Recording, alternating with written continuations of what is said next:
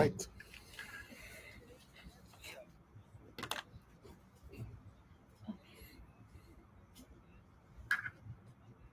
Michael?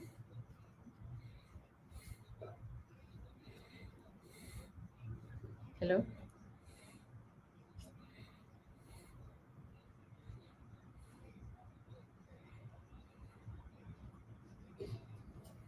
Hello, Michael?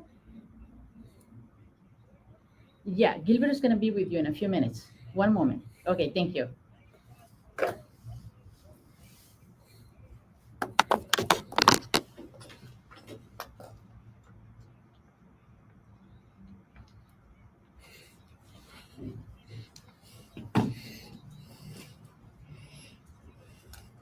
All right, Houston, this is Gilbert Garcia with another tip from me. Talking grace and prayer. And boy, as they said, or was it Ed Sullivan said, boy, we have a really big show. We have a really big show today. And I have heard you, Houston, and I'm delivering. I had a lot of people who said it was very interesting to have Mike Doyle last week. And a lot of people said, Gilbert, you've had a lot of different people, interesting guests, etc. And we always have inspiring stories. And we've had some elected officials. They said, how come you always have Democrats? Of course, I'm a Democrat. And you know something? I brought with me two of the most highly respected Republicans, and they happen to be close friends of mine. So if they're close friends of mine, then you know they're just good people. Forget this Democrat-Republican stuff. At the end of the day, what are we? We're really Americans, and we're really Texans, and we're really Houstonians, and that's really what should bring us together. Yes, there may be things we don't agree on, but we agree on so many more things. That should be the focus. So I have first Miss Cindy Siegel, who used to be the mayor of Bel Air. Welcome, Mayor Siegel. Now, Cindy Siegel, and I'm going to get into her in just a second. She used to be the mayor of Bel Air, and I know her because she was appointed to the Metro Board right when I was just appointed to be Metro Chairman. And I will tell you, of all the members of my board, all of them had their skill set. Hers was quite clear, which was finances. And I mean, we got her on there, and I gave her that lane, which was fix it. And you know what? We got all those financials fixed. Transparency at Metro, and we could not have done any of that without Mayor Siegel.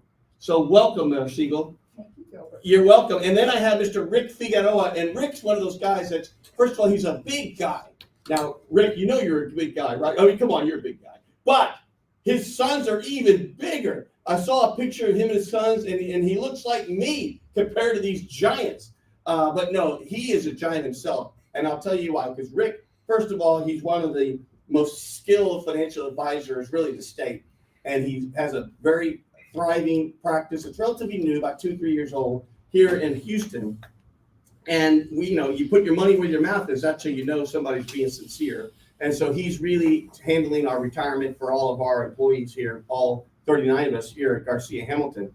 But it's interesting to me because he's one of the few, and I'll just say this if you don't mind, Rick, which is, there are always things about any elected officials where there's certain things that you don't like about them. There just are. Because you can't be 100% on anybody, period. You just can't. And there were a couple of people that were Hispanic leaders that were part of the Republican Party, and they, quote unquote, in my opinion, I'll use this word, he didn't, abandon Trump during Trump won. But he stayed with it.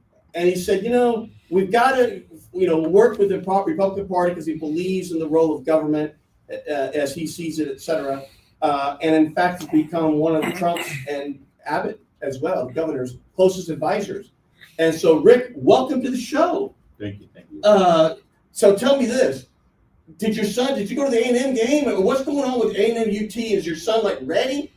He is actually. I'm still in the fetal position after this week. I'm not gonna lie. It was a hard loss this week, wasn't it? But we got a big game coming up Saturday, and I think that's going to be energetic to see anything back at it. It's gonna be crazy. Now, of course, y'all know my partner Ruby Dane. Her kids both go to A&M, and one of them went through the whole thing of the lottery, spending the night, and all those things to try to get tickets. And I think he finally got them, but boy, he worked hard to get them. So I know it's the hottest ticket maybe in the history of A&M. It might very well, just because not only are they both good teams, but they're playing for the first time in how long? 12? I think 12 years, yeah. 12, 13 years? I want to come to something. I'm going to come to you, Cindy, and I do want to get into, how you decided to run for mayor, because running for mayor is such a big task. And did you just wake up one day and go to your family and say, you know what? I think I'm going to run for mayor of Bel Air. I mean, what made you finally say, you know what? I think I'm going to do it. And how did you go to the family and say, let's do it? Well, interestingly enough, I was on city council. I I've see. been on city council for 6 years. Our daughters were young. When I got on city council, my youngest, who had interned for you, when I was sworn into office, she wasn't even a year old. I look back and I think I'm crazy that I was out knocking on doors campaigning with a baby and a 3-year-old. But the mayor before me, she was going to step down and not run for re-election. I was the mayor pro tem. I felt like there were still a lot of things that we needed to do, and there was no one else to step up for the void, so I stepped up and volunteered. You did a great job, by the way. Thank you. And then we'll talk about Metro, because we couldn't have done the things without you. I want to go to the elections, and this is for both of y'all, because the elections were historic. And as soon as I saw that Cindy Siegel, I still call her mayor, was going to be the head of the Republican Party, I thought to myself as a Democrat, oh no, because I know how you build bridges. I know how organized you are, and I know how energetic you are. I know those things, so it didn't surprise me to see how well the Republican Party did here in Harris County, because I just knew with you there, it was going to be a whole different thing. Tell me about that. What made you decide to become the head of the Republican Party for the Harris County? Because that's a big job. In many ways, it's kind of a thankless job. Yeah, well, after November 2020, the prior chair stepped down, and so that throws it to what we call our executive committee, which is all the precinct chairs were elected to choose who would be the replacement. And I had people call me up and ask me to put my name in the hat. I'll be frank, it was COVID, and I had run for Congressional District 7 in the primary and lost, so I was sort of just relaxed. I had quit all my volunteer activities when I decided to run for Congress, and so I was out there walking and looking at losing weight and getting in shape and straightening my house up. And, so when I was asked, my first response was, well, who else do we know that could step up and do it? But I eventually put my name in the hat because I felt like I had done a lot of different things within the party, and people were pretty disheartened in the Republican Party after Trump lost in 2020, and just where we were as the county, that it was turning blue. I'd been the treasurer before, I'd been a candidate, I'd been an elected official. I'm a CPA in my day job, so I do know how to balance books. I've raised money before, so I felt like I had a skill set to offer and got elected. So let me ask you this. How did you do it? In other words, you just said, I won't be able to repeat your great words, but clearly the Republican Party was rebuilding. Was it methodical? How did you do it? What were the first things that you said, I've got to do this, I got to do this, I got to do this. Here's the game plan. Well, the first step, and it's not going to surprise you, Gilbert, you've known me a while now, but we had to get our finances in straight. And to go to big donors in order to have the money to pay the bills, we had to have a strategic plan. So this time, 4 years ago, over Christmas, I spent meeting with various people, and I put together a strategic plan, how we could turn the party around, how we could start working towards winning races again in Harris County. And then I spent a lot of time those first few months raising money, because in this day and age, as you know, you ran for mayor of Houston, it takes a lot of money. Yeah.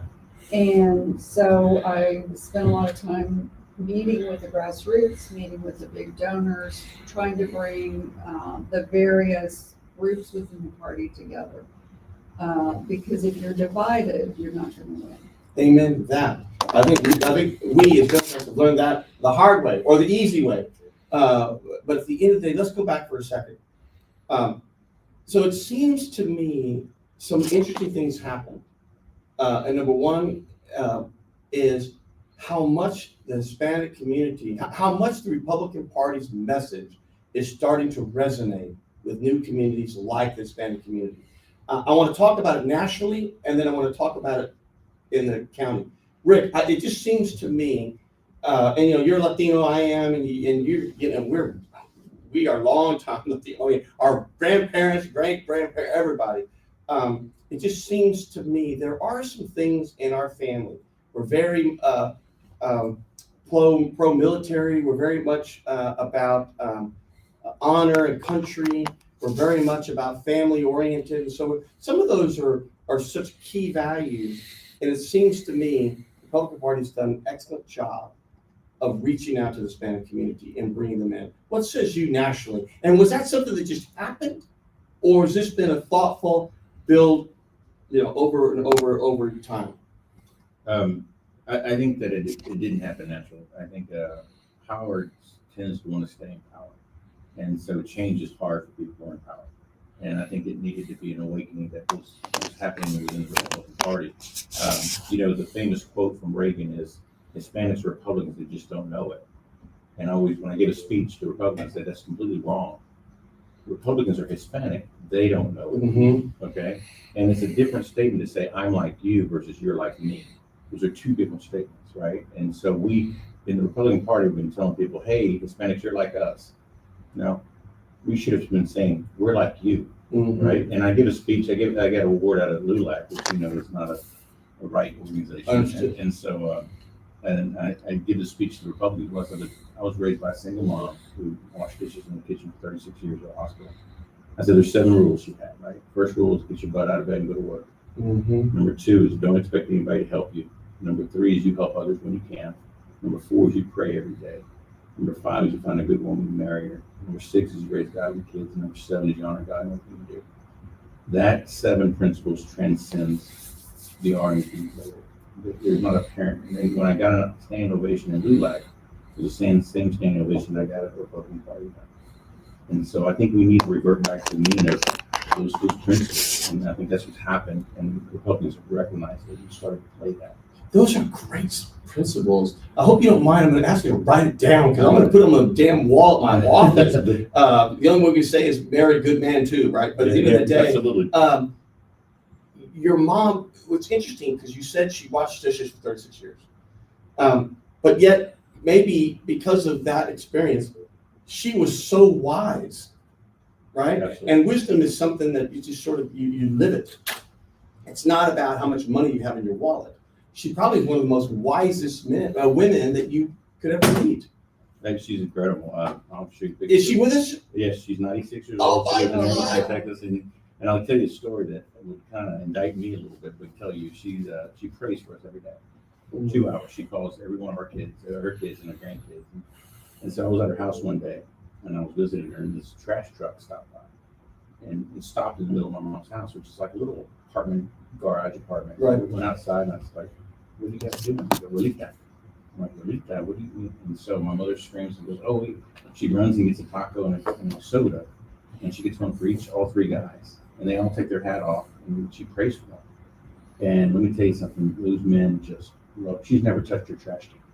Wow. Never touched it. And then 2 o'clock that afternoon, I'm laying down. All of a sudden, this guy comes in, a young black man comes up, knocks on the door, and goes, "Grandma." I'm like, "Who are you talking to?" Right? She's everybody's track grandma. It's remarkable. And I said, "What do you need?" He goes, "Well, I'm here to, And Grandma goes, my mom goes, "Hey, I got it." So give him a soda. And this young African American kid is telling my mother, "Please pray for me. My wife's going to leave me. I don't want her to leave me. I want to do something more for my life." And she's telling all these stories. I'm just like, why is he pointing? They can barely understand each other, but she prays for him. It's the mailman. Wow. When's the last time you prayed for your trash man or your mailman?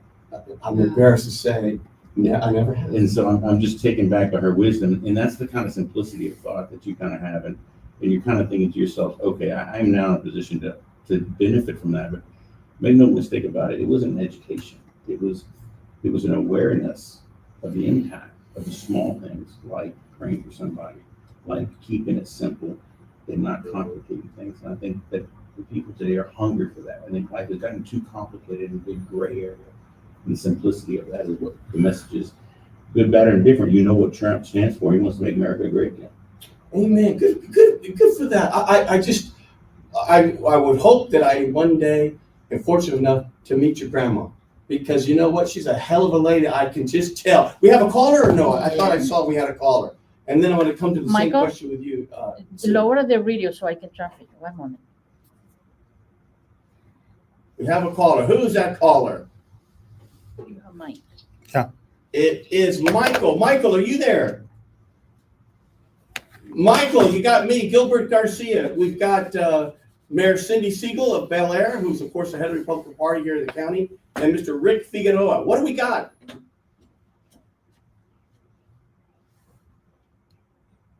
Oh, Dominic. Talk to us, Dominic. What do you got?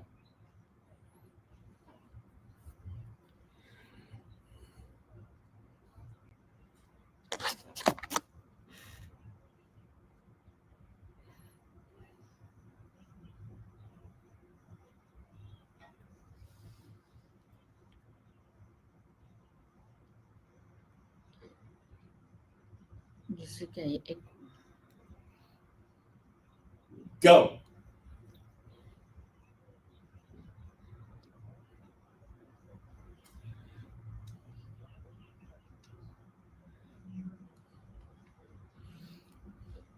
Es por el otro micrófono que pusimos.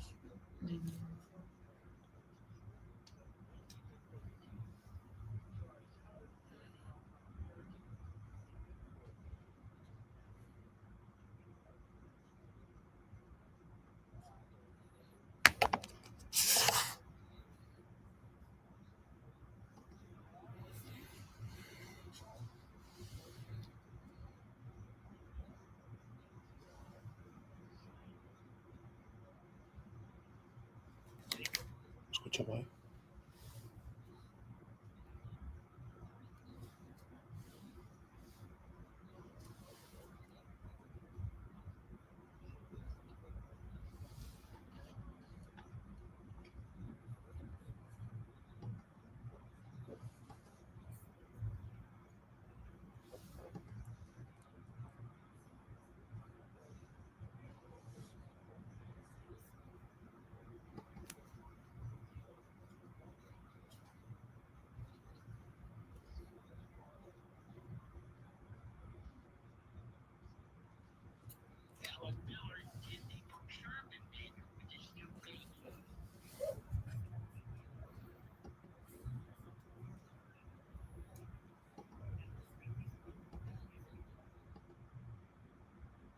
Gil, thank you. Dominic, you know what? I'm hugging you right now in cyberspace. You don't see it, but I'm doing it. Thank you, Dominic. Dominic's a good man. I'm going to come back to you, Mayor Siegel, which is, so at the beginning of this cycle, did you say, guys, I just know the Latino community, we have so much in common. Let's really bring them into the tent. I mean, how did y'all do it? Well, I've known, I've got a CPA practice, and actually my first client, who's still my favorite client, is an Hispanic couple. They own their own upholstery business. They're huge Republicans. We have a lot of conversations about the values of our party. And they're just wonderful, God-fearing people who work hard for a living. They raise their kids well. And like Rick was saying, there's more in common than what I think people think. I think we all get in our little safe bunkers. But I know as a numbers person, the numbers, for one, we can't do it. Neither party can do it without the Hispanic community, because it's the largest growing in our country as well as nationally and in the state. But I just have always thought, based upon my experiences, like with you, that there really aren't differences. We all want the same thing in life. And I know that when I was participating in American Leadership Forum, and, you're aware of it. You go through your class, you have your project. And I sat down, there's a project that you do where you meet with other people that seem to be different, but are like you. So I met with a young mom who was Hispanic, who had 2 daughters like I did. And we're talking, and we wanted the same things. We wanted a great education for our kids. We wanted our daughters to be raised in a safe environment. We wanted great opportunities that if they wanted to be CEO of a company, they could, but if they wanted to be a mom, they could. Even though there was, 40 years difference in our age, we wanted the same thing. And I think that's true across the board. And that's where, from the Republican Party standpoint here, it's really changed. And I think, Rick, you would agree, it changed under Trump. I think he recognized and really started turning the Republican Party away from what was viewed as just a bunch of old white people sitting in the country club drinking martinis. Mm-hmm. And our party today is the working people. And it started when he was running in 2016. People felt like the average American, whomever that is, and I consider myself an average American, that their government had left them behind. And his message resonated with people. And I think we saw it dramatically this election. Well, one place where you really see it, and it's close to me because my wife is from the Valley. The Valley means South Texas. And she lives in a border town, which is 15,000 people, 99.5% Hispanic. It was one of those old-fashioned Latino towns called Rio Grande City. And she's there at all those counties down there, Hidalgo, Starr, Cameron, all those counties. They have been just a bedrock for the Democratic Party for 100 years, maybe longer. And what's interesting, though, is the Democratic Party look, that's my party. I love I'm a Democrat. Really wasn't reaching out to them, and really was, I'm going to say, a very unfair thing, taking them for granted. And I have slowly seen that moving, and all of a sudden, that whole community is really, I don't want to say up for grabs or in play, but in reality, it's becoming more and more Republican. Yeah. So go ahead. Trump won the Valley. Yep, he won the Valley. He did better than Cruz. That's right. In the Valley, and the amount of conversation that was down there when I went down there with either Monica de la Cruz or Myra Flores, they did an exceptional job. Is you kept seeing these Hispanics connect with Trump's message, right? They were feeling the brunt of a broken immigration policy. They're on the front lines of that, right? And so, and say what you will, when the pain is a 10 times motivator than joy. It's that simple, right? When I invest $1 for somebody, if I make them $1, the joy is X. Mm-hmm. When I lose that same dollar, boy, it's 10x. I right? hear you. I hear you big. And so politicians are aware of that, and people move to rectify pain, and they have been inflicted a pain point to extreme. And so on the border, after I think what we saw was a broken immigration policy, be it as it may, on anybody you want to blame, but that was incredible to win the Valley with such dominance, and for immigration to be the front and center issue. I think it's kind of remarkable. Nobody's talking about the wall anymore. There's Democrats agreeing with the wall, which with the wall was remember that a bad word. Oh yeah, you couldn't even say the wall. Yeah, I'm with you. I think there's a realization that you cannot just have a complete open border, because where does it stop? And we overwhelmed all those communities on the border because they don't have the resources to handle all the influx of people, whether it's the hospital system, whether it's the public school system and the like. And what was really, in my opinion, that hit Democrats a realization of we better do something was when they started to bus the immigrants to northern cities. Oh yeah. I think when it became when it was a Texas local problem, it was kind of like out of sight, out of mind. Well, it's not that bad. But when it became a New York problem, a Chicago problem, which is what are we going to do with these people? How are we going to treat them humanely? How are we going to get them educated? How are we going to get them health care? It became everyone's problems. I think that was a brilliant move. Whoever gave him that move, frankly, it worked. Governor. Well, the governor, Governor did a Well, that's great. right. I mean, but I don't know who put that idea in his head because, it wasn't out of spite. Some people think I was out of spite. Maybe it was. But at the end of the day, it took that move to make it a broader problem for America. Martha's Vineyard arriving with immigrants, and they called it State National Guard because they had 20 immigrants arrive at Martha's Vineyard. Is that right? Yes, it was incredible. And I'm like, you got to be kidding me. The Valley deals with, I think somebody asked me about 3 most incredible moments of politics in the last year or two. That was one of them. The other 2 was Trump being in a trash truck and serving fries. I think those two, for the Republicans, those were 2 watershed moments in our campaign. Tell me about the serving fries because I agree with you, but I want to hear you share to our listeners. What's your view of what that was and what does it mean? I think sometimes, I think the Harris campaign touted that she had worked at McDonald's, right? And there was a dispute about that. And of course, you can cite any way you want, whether Trump was right or not. But for him to react by going to McDonald's and being there gave him such a relatability that he never had in that prior election. That for him to have an apron on and to leaning out of a takeout window and to have a young kid showing him how to cook French fries was incredible, right? It is. It really is. Well, I'm going to tell you what, Cindy, because you probably remember one of the goofiest things, and it completely backfired for the Democratic Party. It was when they put Michael Dukakis in a tank. Remember? And he's in a tank trying to act like he's real military. And he looked like the guy from Mad Magazine. Remember the guy from Mad Magazine? Just a goof with these big head things that didn't fit his head. And there he is on top of the tank. I thought, oh, that's got to be the worst visual I've ever seen. Let's go back for a second because these things don't just happen. Yes, the images are powerful.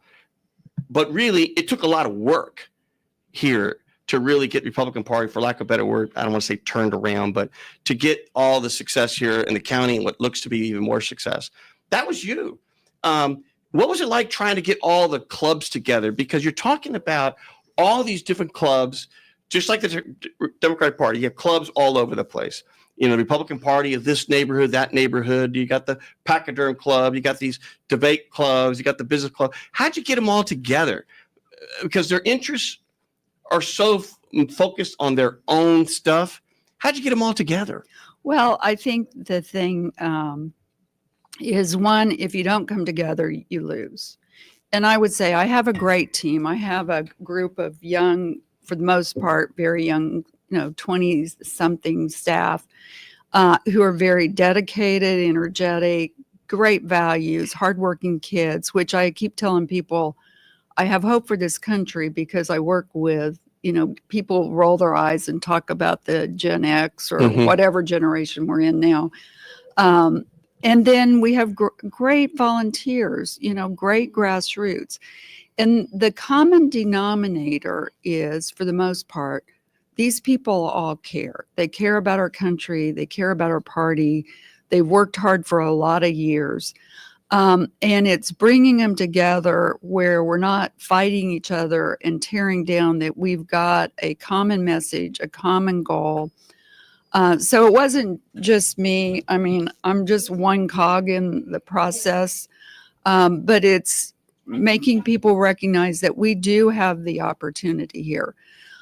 As a former mayor, as having been on Metro and, all the different people from different walks of life that would come in every time we had a meeting talking. And some of them were really, as you know, Gilbert, are really sad stories that they're dealing with. I think it's important for us to remember that the people who live in Harris County, we all want the same thing. And in terms of the Hispanic community, or whether it's the African-American community, the younger people, is, the Republicans haven't always done it. Basically, we've sucked at our messaging at times. And what we've tried to do is keep the message, keep our topics, keep our focus on issues that are important to people in their day in, day out life. I think the Democrat Party nationally, they had a lot of movie stars and, they came, I'm a farm girl from Kansas. They came across as, I think, elitist. And you talk about Trump working at McDonald's or in the garbage truck. I mean, you could tell the man was having fun working at McDonald's.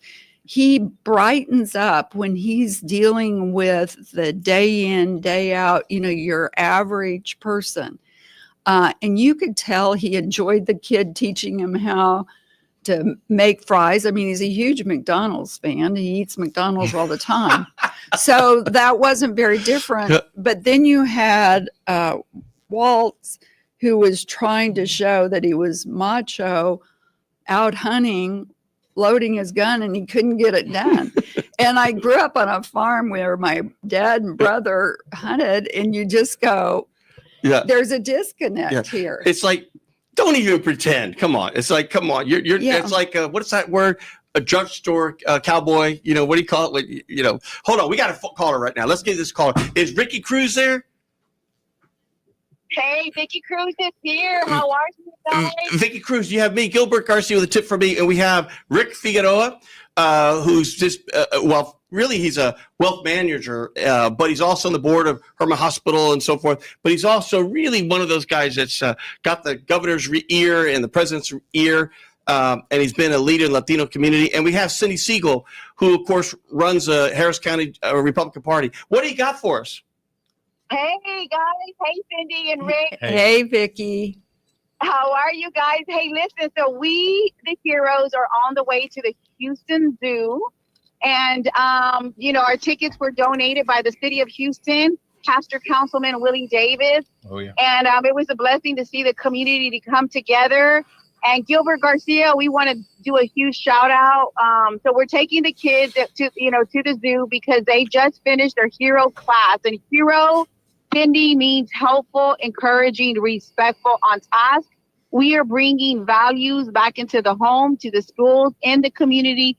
But most importantly, teaching the children these values to take on to their future. We're teaching children to find their inner hero within themselves and to go out into the community. So right now, we are driving over to the Greater Heights Herman Hospital to go see Poncho Claus. We're going to go pray for him. And we're dropping off donuts for the medical staff. And then we are going to the zoo. Well, you know what? That warms my heart. And I have talked to that group before. And if you really want to just feel good about yourself, go visit with some of these kids. It'll bring listen, go. You go. We have our academy. We're developing our academy in a very good central location. These kids have a pantry that they're working on. We're going out. They're going to sing Christmas carols this winter. We've got projects happening with our children, our youth, anywhere from 5 on up. Parents are involved. But Gilbert, these kids want to say something to you. Heroes, what are y'all going to tell? You hear that? Say it again, heroes. I want to hear you. I want to hear. All of Houston wants to hear you. Again.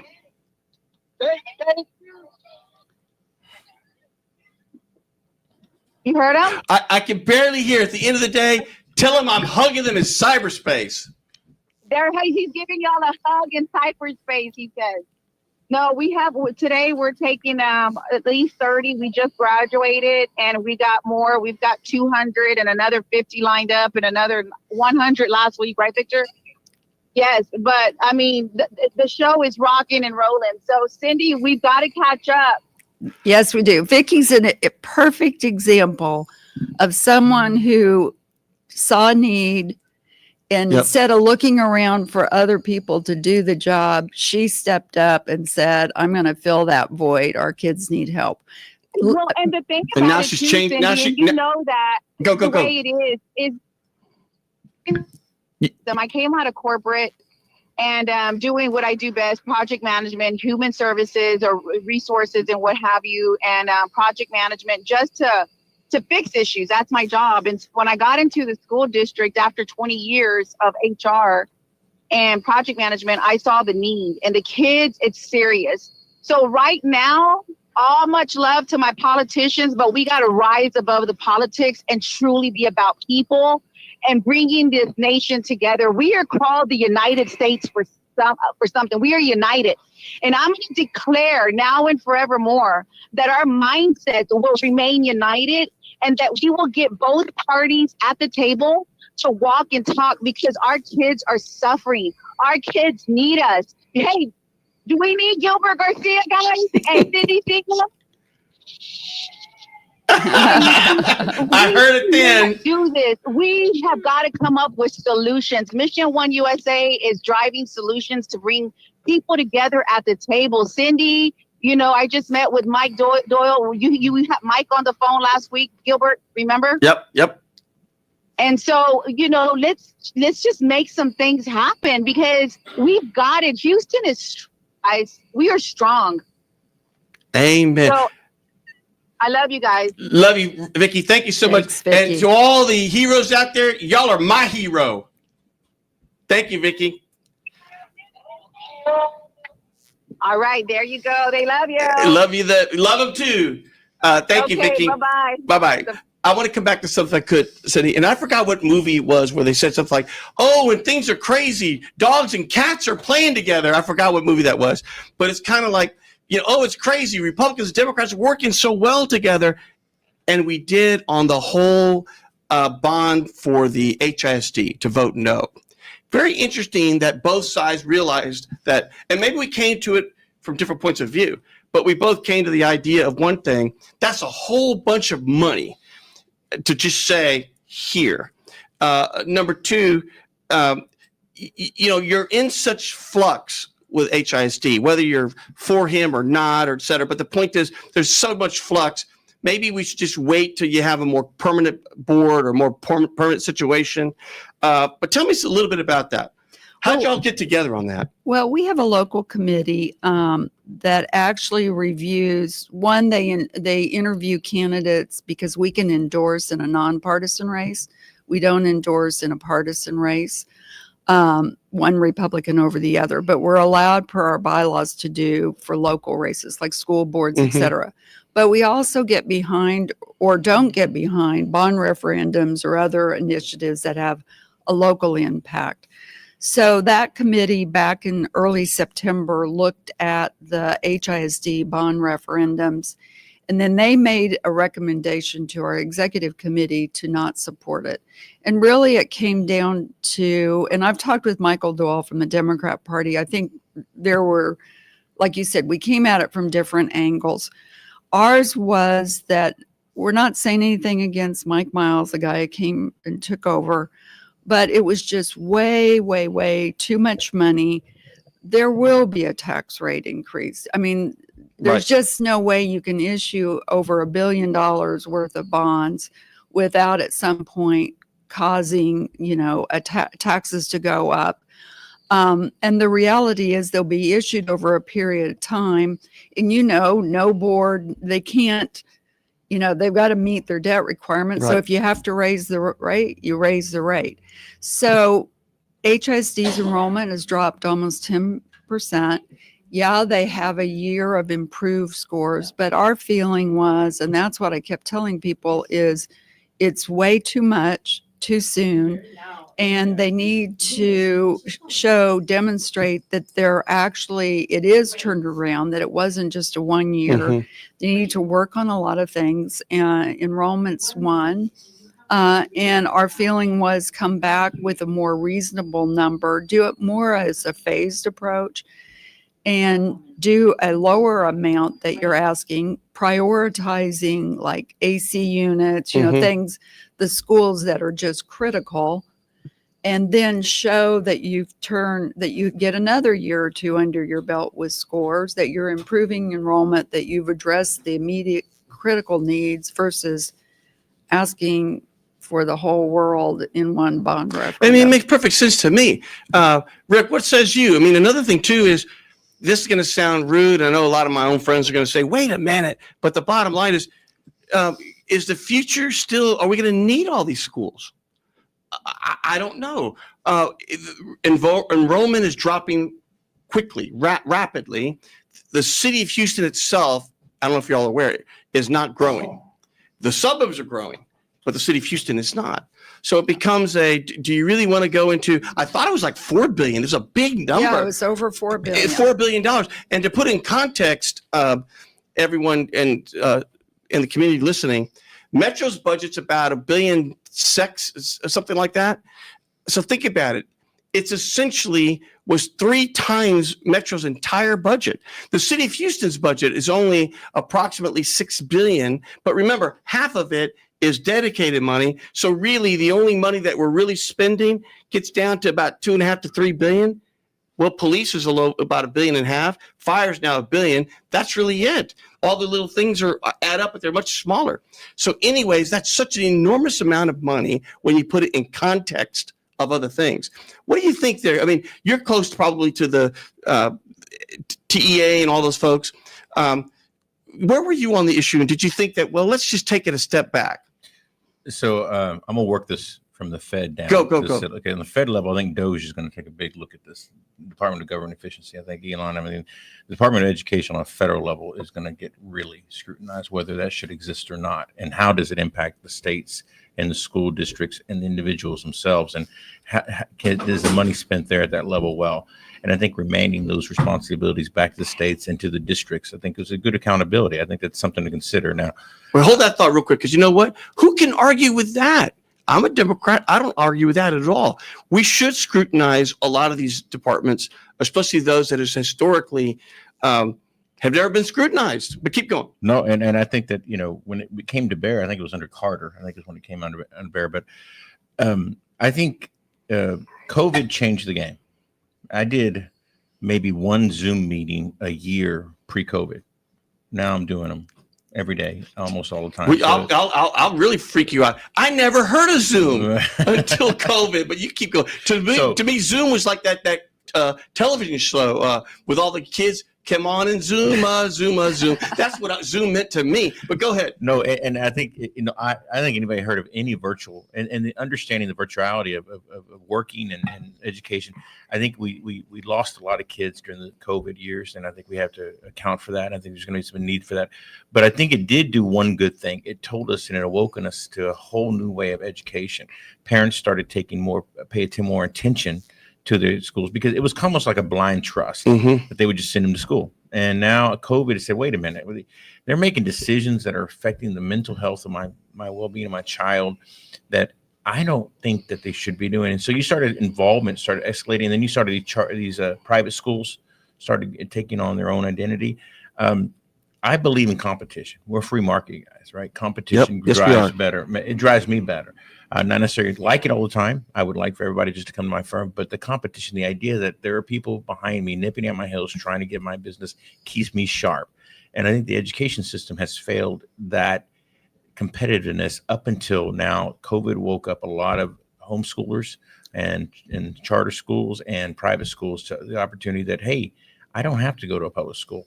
Now, I think the rural communities are pushing back, and that's what the governor, because that's their identity, right? The Friday night lights, I grew up in Bay City. Bay City had its own ID, right, through the high school, and that was our team. And so it's going to have to take some adaptation, but I believe that the competition is eventually going to play out well for our kids. This is the point that I think is tragic, is that we have, and I'll switch sides just for a minute. We have asked our schools to do the impossible. We've asked our schools to parent kids in some places through people who've abdicated their responsibility to parent, whether fathers leaving, broken homes, or whatever it is. I think the core accountability of humanity is the family. And when we take responsibility away from the family and abdicate it to an institution, we lose. And I think we have to go back to the identity. I told you my mom, right? Could barely speak English, but she owned the responsibility of raising me. She didn't abdicate that to a school or to a church Mhm. or to a Sunday school or a youth leader. She owned it, and that's important. So we have put our kids in a loose position when we're telling, schools, we want you to go and feed them. Oh, we want you to go and tell them how to behave. And I think the reading, writing, arithmetic. There you go. That's what it's simple. Keep it simple. Very interesting. Very good. Hold that thought. I want to come back to Mayor Siegel. We had another caller, I thought. Is there a Ray there? Ray. Ray. Yes. Hello. Ray, it's Gilbert Garcia with a tip from me. What do you got for us today? Yes, I just wanted to mention how impressive to hear about all the amazing work that the Republican Party is doing in Harris County, and especially from someone who is Gen Z, young generation. How could I possibly to show support and get involved, possibly volunteer? Is there a way for me to do that? Boy, you came to the right people. I'm going to give it to Miss Cindy Siegel. And Cindy, make sure you give your website and phone number of where to call the party and all those things, and talk about clubs, etc. Please. So we love to have young people involved. The most basic level is the county's huge, so we're always looking for new precinct leadership, where if we don't have a precinct chair for the precinct you live in, we'd love for you to apply. There are lots of groups. Some of them are aimed at younger generations, but there's what I like to say, there's something for everyone. But you can go to harriscountygop.com, sign up for our newsletters, because we send out monthly newsletter that's take action for where you can volunteer. You can also look and see if you're under our leadership, if you have a precinct chair. If you don't, we'd love for you to apply. You can apply to volunteer.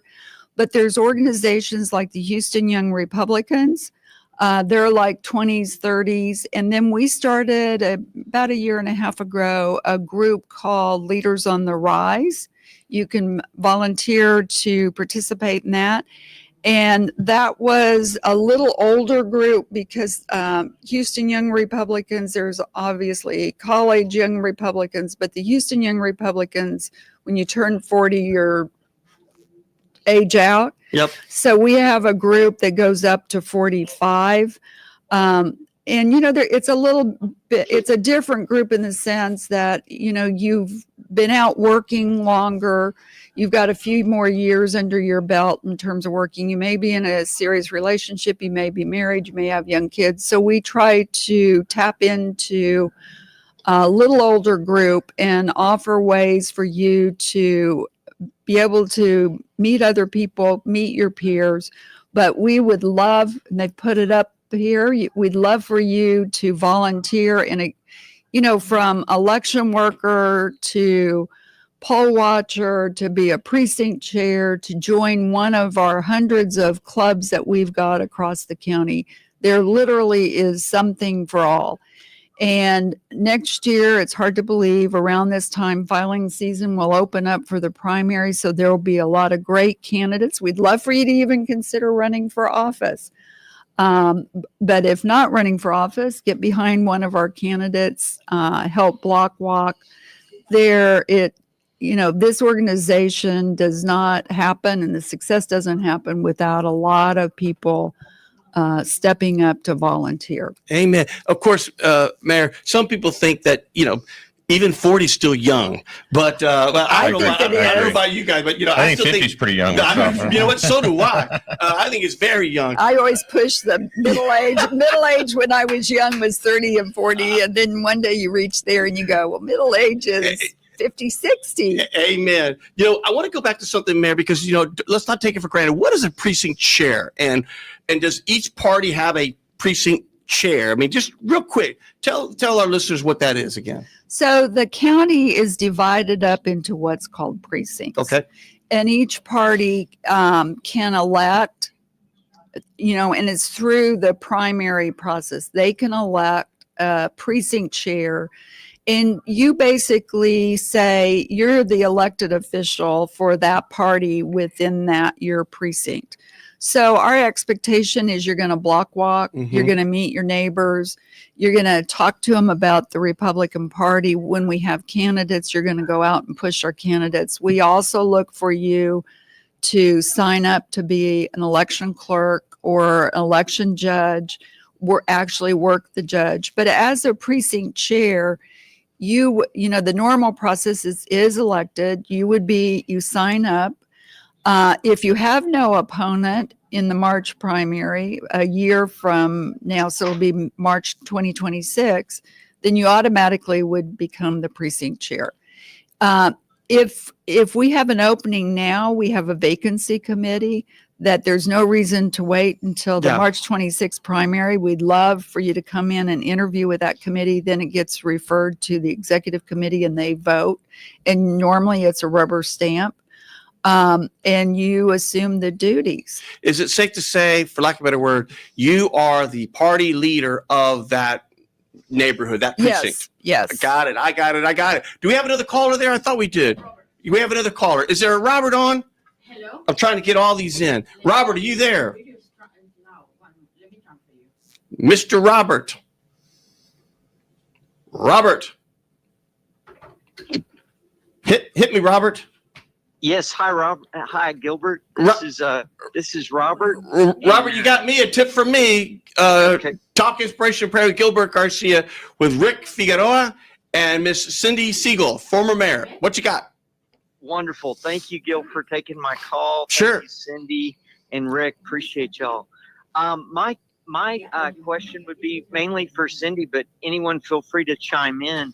I want to go back to what y'all were talking about, which I thought was incredible through the presidential race, seeing the amount of the Hispanic vote that Trump was able to gather at the national level. But then as you take it down to Texas, you look at South Texas, y'all talked about it, Starr County, I think was over 99%. It was just incredible. And I saw the synergies. Y'all talked about it a little bit too.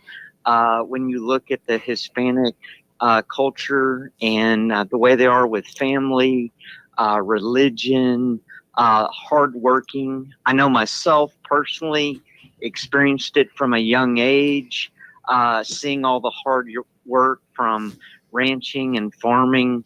Father-in-law's a farmer, dryland farmer down in South Texas. So I've always been around their hardworking nature.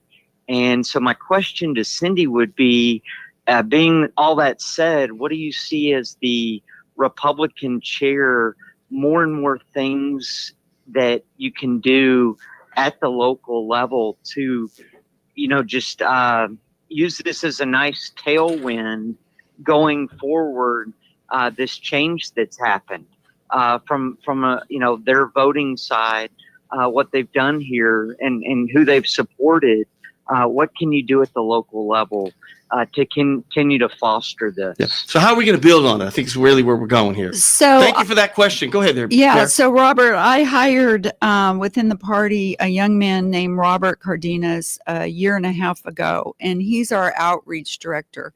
I think we fool ourselves if we think we can just show up into a community, 2 months, 3 months before an election. And that's been a mistake. I think when I speak about the party, the big party, the Republican National Party, that you can just come in and think you're going to get votes.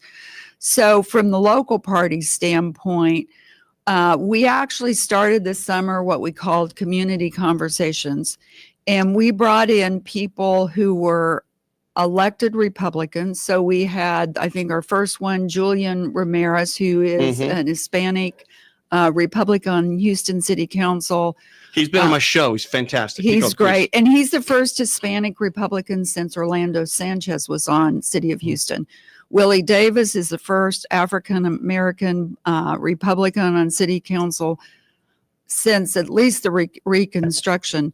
But we've brought them in and we've gone into communities that are not what you think of as Republican strongholds. So we actually had one of these in Sunnyside, Rodney Ellis, Sheila Jackson Lee's territory.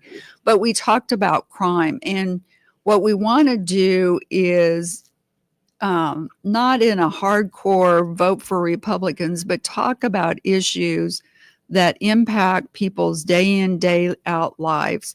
Because the fact is, over half the voters are independents. They haven't voted in a Republican primary, they haven't voted in a Democrat primary. But as a former mayor, having been on the Metro board, people care about their day in, day out lives. Do you have clean water? Does your trash get picked up? Do you feel safe? Do you feel safe? And that's what we did. These community conversations was around the issue of safety. You shouldn't have to live in Bel Air where we've got our own police department, or River Oaks where they might have their own security. You should be safe no matter where you live. Fifth Ward, Baytown, Katy, wherever, you should be safe. And so what we want to do is empower the people of those communities and give them a contact with Republican elected officials. And we brought in candidates too, so they'd know, how can I take control of my own safety? How can I influence the process? Gilbert, we'd have people come in, and it's intimidating if you go to speak to a Metro board, or if you go speak to a city council. You're just the average Joe Blow out there trying to make a living, support your family. You don't know, you don't have the contacts that Rick might have with the governor, or I might know with my state rep, et cetera. And we want people to feel empowered that they can impact their community. And we plan on continuing this. And, bringing in candidates. And even in 22, we had the most diverse slate we'd ever had, and one of the most diverse slates of Republican candidates across the state. We have Asian, we have Black, we have Cuban, we have Hispanic, we have white women, we have, the ones that were probably least represented were the old white guys. Because that is the Republican Party today. I got some music turned on. Sorry, excuse me there, Houston. Keep going. Excuse me there. So, the fact is, we're getting candidates that represents the community. And someone who knows, and this is where I think the Republican Party has shifted and has become the party of the working class. Very interesting. I know we have another call. We want to get it in here. We only have about 3 minutes. So get ready for Rick, your closing line, and Mayor, because I'm going to have to have y'all back. This flew already. Can you believe an hour's over? And y'all thought, what are we going to talk for an hour? Yeah, Rick, bam. What do we have? We have Judith Castillo. Miss Judith, are you there? Yes, how are you, Gilbert? Good. You got me. Tip for me. We only have a minute or two. What do you got for me or my guests?